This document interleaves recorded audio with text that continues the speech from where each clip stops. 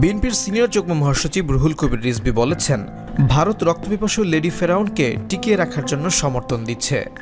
ভারতের শাসক গোষ্ঠী গোটা পৃথিবীর গণতান্ত্রিক দেশগুলোর কাছে সমালোচিত, অথচ ভারত গণতান্ত্রিক দেশ।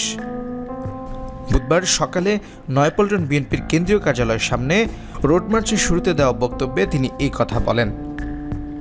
রিজভী বলেন, রক্ত দিয়ে কেনা স্বাধীনতা পিণ্ডির কাছ থেকে ছিনিয়ে এনেছি, দিল্লির কাছে আত্মসমর্পণ করার জন্য নয়।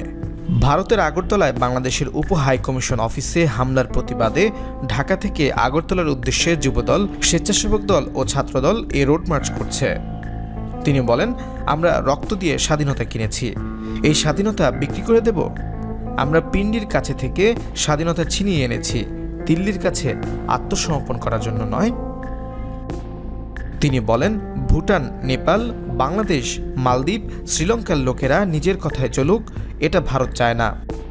দিল্লির কথায় চলতে হবে কেন?